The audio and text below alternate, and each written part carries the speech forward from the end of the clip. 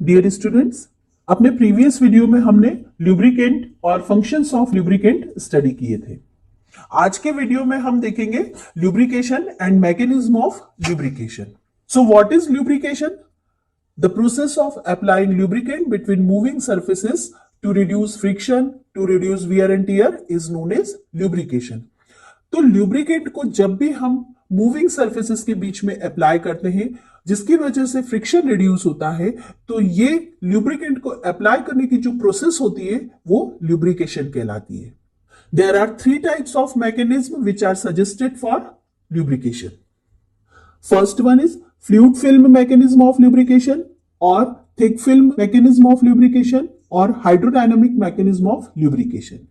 Second one is the thin film mechanism of lubrication or boundary mechanism of lubrication. And third one is extreme pressure mechanism of lubrication. तो आज के video में हम discuss करेंगे fluid film mechanism of lubrication. This fluid film mechanism of lubrication is also known as thick film lubrication और hydrodynamic lubrication. Fluid film lubrication को हम thick film lubrication भी कहते हैं और हाइड्रोडायनामिक ल्यूब्रिकेशन भी कहते हैं। एग्जाम में इन तीनों में से किसी भी नाम से इस पर क्वेश्चन आ सकता है। तो जैसा कि इस मैकेनिज्म के नाम से सजेस्ट हो रहा है, this is thick film lubrication. So in this type of mechanism we apply a thick film of lubricant between two moving surface. यहां पर हम एक थिक फिल्म ल्यूब्रिकेंट की मूविंग सरफेसेस के बीच अप्लाई करेंगे, और ये जो थिक लेयर हम ल्यूब्रिकेंट की फॉर्म करते हैं इसकी थिकनेस होती है अप्रोक्सीमेटली 1000 एंगस्ट्रॉम। मिनिमम इतनी थिकनेस तो होगी ही जब भी हम थिक फिल्म ल्यूब्रिकेशन अप्लाई करेंगे। आप इन फिगर्स में देख सकते हैं, यहां पर ये इरेगुलर सरफेसेस हैं और इनके बीच में हमने ल्यूब्रिकेंट की लेयर अप्लाई कर दी है। ये फिगर भी थिक फिल्म ल्यूब्रिकेशन को रिप्रेजेंट करता है। यहां पर दो मूविंग सरफेसेस हैं। इस सरफेस की वेलोसिटी या मूवमेंट का डायरेक्शन इधर है। यहां पर मशीन में जितना भी प्रेशर होगा, जो भी लोड होगा, वो इन सरफेसेस पर आता है। अब ये जो दो मूविंग सरफेसेस हैं इनके बीच में हमने एक ल्यूब्रिकेंट की थिक लेयर अप्लाई कर दी है। ये जो लेयर है, this is the thick layer of lubricant. जब भी हम मूविंग सरफेसेस के बीच में ल्यूब्रिकेंट की लेयर अप्लाई करते हैं तो ये ल्यूब्रिकेंट सरफेसेस की रफनेस को फिलअप कर देती है। This lubricant layer fill up all the irregularities of surfaces and now surfaces behaves like smooth surfaces. अब जब यहां पर हम एक थिक लेयर अप्लाई करेंगे ल्यूब्रिकेंट की, so there is no direct contact between this two moving surfaces. इन दोनों मूविंग सर्फेसेस के बीच में डायरेक्ट कांटेक्ट नहीं होगा। आप इन दोनों फिगर में देख सकते हैं कि दोनों जो मूविंग सरफेसेस हैं इनके बीच में कहीं पर भी डायरेक्ट कांटेक्ट नहीं होगा, क्योंकि इनके बीच में हमने ल्यूब्रिकेंट की एक थिक लेयर फिलअप कर दी है। अब जब मूविंग सरफेसेस के बीच में डायरेक्ट कांटेक्ट नहीं होगा तो यहां पर सरफेस डिफॉर्मेशन और वेयर टेयर मिनिमम होगा।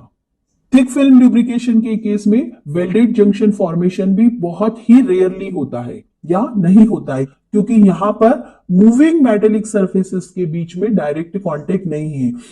तो जब भी हम थिक फिल्म ल्यूब्रिकेशन अप्लाई करते हैं तो सरफेसेस का डायरेक्ट कांटेक्ट नहीं होता है, वियर एंड टियर रिड्यूस हो जाता है और वेल्डेड जंक्शन फॉर्मेशन की पॉसिबिलिटी भी मिनिमाइज हो जाती है, और इस तरह से मूविंग सरफेसेस में फ्रिक्शन रिड्यूस हो जाता है। अब इस केस में सरफेसेस के बीच में डायरेक्ट कांटेक्ट नहीं हो रहा है, तो जो फ्रिक्शन सरफेसेस की वजह से जनरेट होता वो यहां पर नहीं होता है। लेकिन इस केस में जो फ्रिक्शन होता है, this is due to internal resistance between this particles of lubricant.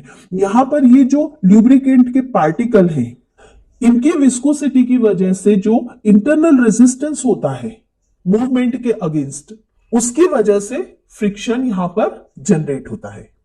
तो थिक फिल्म ल्यूब्रिकेशन में friction depends on viscosity of this lubricating oil. आप जो ल्यूब्रिकेटिंग ऑयल यूज करेंगे थिक फिल्म ल्यूब्रिकेशन के लिए, उसकी विस्कोसिटी पर यहां पर फ्रिक्शन डिपेंड करता है।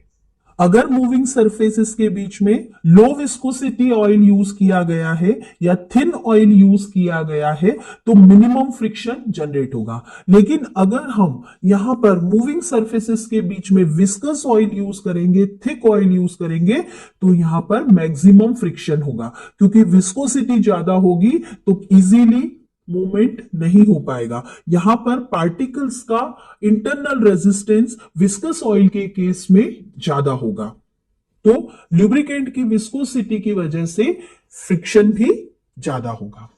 तो जब भी हम किसी कंडीशन में thick film mechanism of lubrication suggest करते हैं, तब हम थिन ऑयल या लो विस्कोसिटी ऑयल चूज करते हैं, क्योंकि इस केस में ऑयल की विस्कोसिटी की वजह से मिनिमम फ्रिक्शन जनरेट होगा। वहीं अगर हम यहां पर थिक ऑयल या हाई विस्कोसिटी ऑयल यूज करेंगे तो मैक्सिमम फ्रिक्शन जनरेट होगा, पार्टिकल के बीच में इंटरनल रेजिस्टेंस मैक्सिमम होगा। तो थिक फिल्म लुब्रिकेशन के लिए थिन ऑयल्स या लेस विस्कस ऑयल्स सजेस्टेड होते हैं। थिक फिल्म लुब्रिकेशन के केस में coefficient of friction reduces to 0.0012 to 0.03, मतलब कोफिशिएंट ऑफ फ्रिक्शन बहुत ज्यादा रिड्यूस हो जाता है, वहां पर फ्रिक्शन बहुत कम हो जाता है। कोफिशिएंट ऑफ फ्रिक्शन क्या होता है? Force required to cause motion upon applied load. तो मशीन का जो लोड रहता है, मशीन में जो प्रेशर होता है, ये कांस्टेंट रहता है, लेकिन जो सरफेसेस के मूवमेंट के लिए हमें फोर्स रिक्वायर्ड है, हम उसे रिड्यूस कर सकते हैं with the help of lubricant. तो जब हम ल्यूब्रिकेंट अप्लाई करते हैं मूविंग सरफेसेस की वजह से, तो उन सरफेसेस के मूवमेंट के लिए जो फोर्स लगता है वो कम हो जाता है। तो लोड यहां पर कांस्टेंट होता है और फोर्स की रिक्वायरमेंट कम हो गई, तो ओवरऑल यहां पर कोफिशिएंट ऑफ फ्रिक्शन रिड्यूस हो जाता है and it ranges in between 0.001 to 0.03. So for this type of lubrication, oil should have minimum viscosity under working conditions and at the same time it remains in the place. तो जब भी हम thick film lubrication use करेंगे तो oils की viscosity minimum होना चाहिए working conditions में, और वहीं वो जो ऑयल हमने यूज किया है वो अपनी प्लेस पर थ्रू आउट द ऑपरेशन रहना चाहिए। ऐसा ना हो कि जब वर्किंग कंडीशंस में मशीन रन कर रही हो तो वो ऑयल स्क्वीज आउट हो जाए, जिस सरफेस पर आपने लुब्रिकेंट लेयर अप्लाई किए वो वहां से बाहर आ जाए। तो थिक फिल्म लुब्रिकेशन के लिए किस तरह के लुब्रिकेंट सजेस्टेड होते हैं?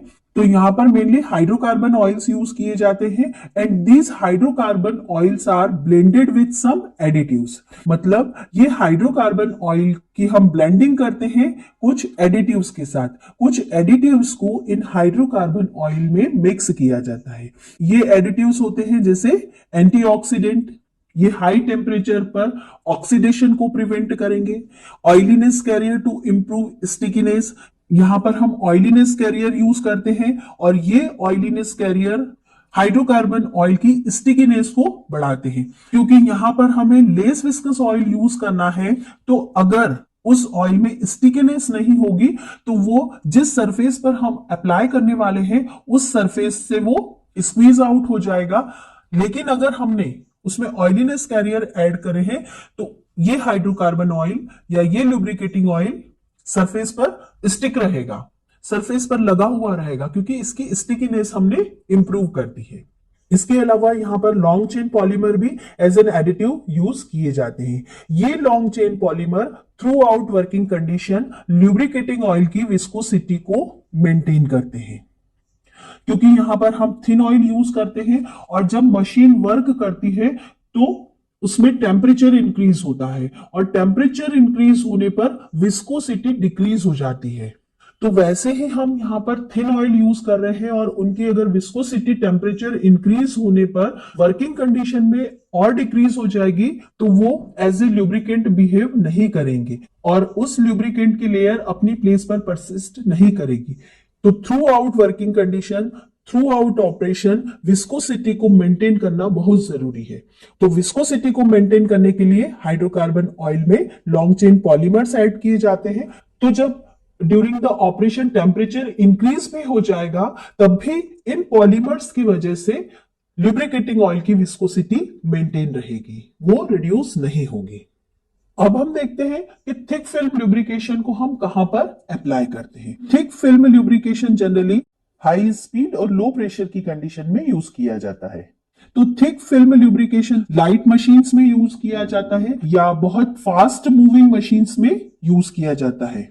इसके अलावा जो साइंटिफिक इंस्ट्रूमेंट होते हैं, डेलिकेट इंस्ट्रूमेंट होते हैं, वहां पर भी हम थिक फिल्म ल्यूब्रिकेशन अप्लाई करते हैं। जैसे स्विंग मशीन, सिलाई मशीन बहुत फास्ट स्पीड में चलती है, तो यहां पर हम थिक फिल्म ल्यूब्रिकेशन अप्लाई करते हैं और less viscous oil as a lubricant use करते हैं। इसी तरह से वॉचेस, या तो रिस्ट वॉच हो गई या वॉल क्लॉक हो गई, उसमें हम देखते हैं जो ल्यूब्रिकेंट यूज किया जाता है वो थिन ऑयल यूज किया जाता है और वहां पर भी थिक फिल्म मैकेनिज्म यूज किया जाता है। वॉचेस में जो क्लॉक हैंड होते हैं वो बहुत ही डेलिकेट होते हैं, और जैसे जो सेकंड वाला क्लॉक हैंड होता है वो तो बहुत फास्ट मूव करता है, तो वहां पर अगर हम थिक ऑयल यूज कर लेंगे, विस्कस ऑयल यूज करेंगे, तो वो मूव ही नहीं कर पाएंगे। तो इसीलिए इस कंडीशन में हम थिन ऑयल यूज करते हैं। और मैकेनिज्म कौन सा होता है यहां पर? थिक फिल्म मैकेनिज्म और हाइड्रोडायनामिक मैकेनिज्म। इसी तरह से शाफ्ट बियरिंग में भी thick film mechanism of lubrication use किया जाता है। ये बियरिंग है, ये शाफ्ट है, और इसके बीच में पूरी ल्यूब्रिकेंट की लेयर को फिलअप किया जाता है। तो ये कुछ ऐसी कंडीशंस हैं जहां पर हम थिक फिल्म ल्यूब्रिकेशन यूज करते हैं या hydrodynamic mechanism of lubrication use करते हैं। So this is all about fluid film mechanism of lubrication, thick film mechanism of lubrication और हाइड्रोडायनामिक मैकेनिज्म ऑफ ल्यूब्रिकेशन। तो स्टूडेंट्स, अगर वीडियो अच्छा लगा हो तो इसे लाइक जरूर करें।